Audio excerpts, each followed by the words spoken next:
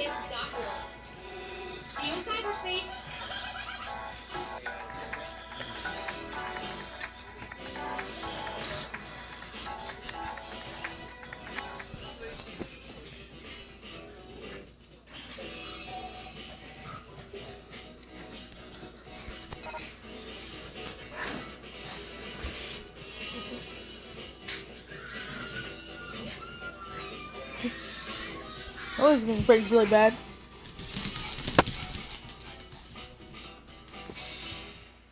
Major funding for CyberChase is provided by the National Science Foundation, where discoveries begin.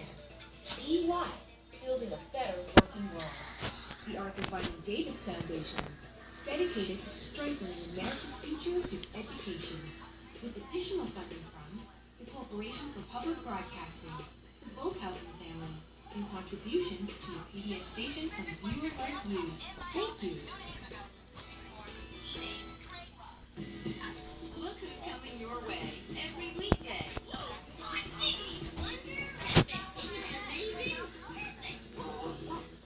Catch all your PBS Kids friends weekdays at any time you want at pbskids.org.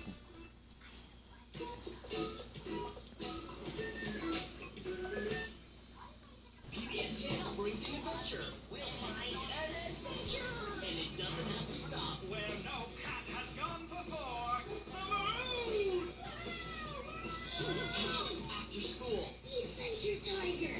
After dinner. This is turning into an adventure. The adventure never stops. Only creature adventure happens.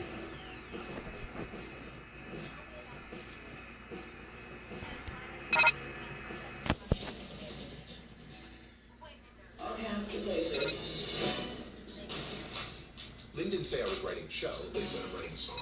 I worked on it for about a year. When you told us, I'm going to do a rap about Alexander Hamilton, we said, well, good luck with that. Our show opened on Tuesday and the world blew up. I have more than once compared Lynn to Shakespeare. I knew that Hamilton was going to change my life. Hamilton is somewhere going, thank you. Tonight at 9:30 on WCNY.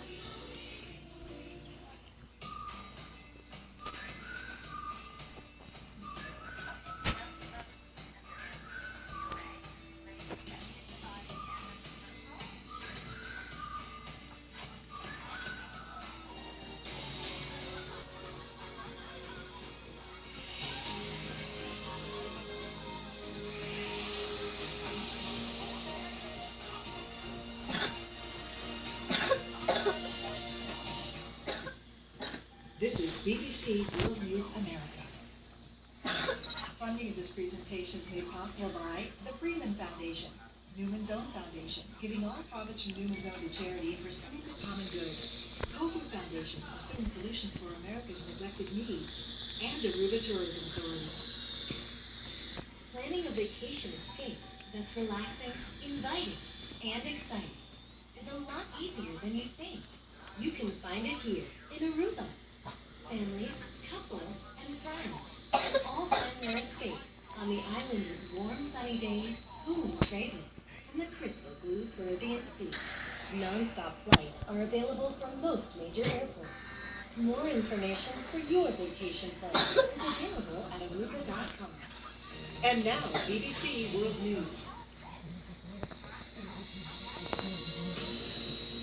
This is BBC World News America. Reporting from Washington, I'm Jane O'Brien. A rift in relations between the US and the UK. Britain's intelligence agency says allegations it eavesdropped on President Trump are utterly ridiculous. So hard to wait. Allegations also took centre stage at President Trump's meeting with Angela Merkel, where he stood by his claim. As far as wiretapping, I guess. This Yeah, it's wiretapping business type things President Obama's doing.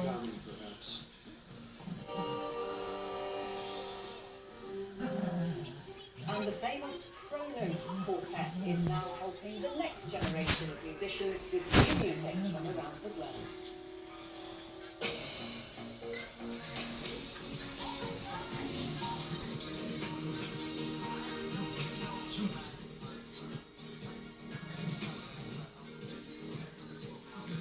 Welcome to our viewers on public television in America and around the globe. They're supposed to be the closest of allies, but unusually sharp words have been exchanged between Britain and the US. The UK is outraged over a claim that its intelligence agency bugged Donald Trump during the election campaign. The allegation was made by a television analyst and then repeated by the White House press secretary. Britain's denials come just one day after a key Senate committee said there was also no evidence that Mr. Trump was bugged by US intelligence either. Here's our security correspondent, Frank Garner. Caught up in the eye of the storm, Britain's GCHQ surveillance agency secretly listening in, said the White House, on President-elect Donald Trump's conversations. Not true, says GCHQ, in a rare public rebuttal. It all began with a tweet with Donald Trump alleging on social media Barack Obama had ordered the tapping of his phone calls at Trump Tower in New York. Then came the claim from Fox News that GCHQ may have been behind it. Sources have told Fox News that President Obama could very easily have... Smells good. Yeah, it does smell good in here. ...intelligence service to gather this information for him. And the probable culprit here is called GCHQ. The next thing, that unsubstantiated claim was being quoted by... It isn't fair, it just goes down. Right down, all the way down.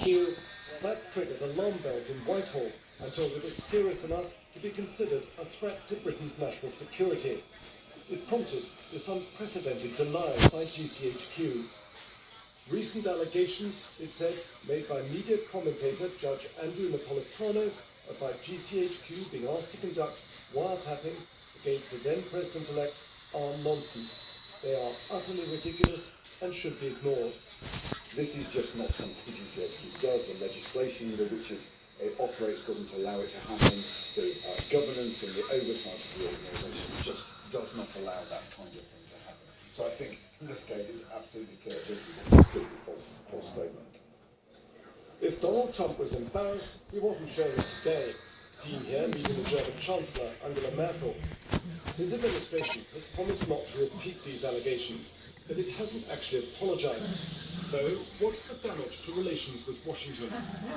MI6, MI5 and GCHQ, Britain's three spy agencies, all have incredibly close working relationships with their US counterparts. Whitehall officials insisted today that partnership remains as strong as ever, despite the controversy over wiretapping. Still, it's a bad day for Western intelligence when Britain has to publicly contradict a statement coming out of the highest office. Oh shit! No, it's slushy! The White House. Frank Gardner, BBC News, outside MI6 headquarters in central London. Well, President Trump was asked about the allegations again today during a news conference with Chancellor Merkel. He said the media initially pointed the finger at the British intelligence agency and not the White House or the President himself. We said nothing. All we did was quote a certain very talented legal mind who was the one responsible for saying that on television. I didn't make an opinion on it. That was a statement made by a very talented lawyer on Fox. And so you shouldn't be talking to me, you should be talking to Fox. Okay? Well, making matters even murkier, late today, Fox News said they had no evidence of any kind that President Trump was under surveillance at any time in any way. Well, wiretapping was just one of the topics the two leaders discussed today. And a short time ago, I discussed Chancellor Merkel's visit with Charles Kupchan, who served as Senior Director for European Affairs at the National Security Council during the Obama administration. Charles, thanks very much for joining me. Just how damaging are these wiretapping allegations? Because they just won't go away, will they? Well, we have an expression here that when you're in a hole, stop digging. And President Trump just seems to keep digging because the Republican leadership has come out and said no wiretapping. Now the U.S. has more or less had to apologize to the U.K.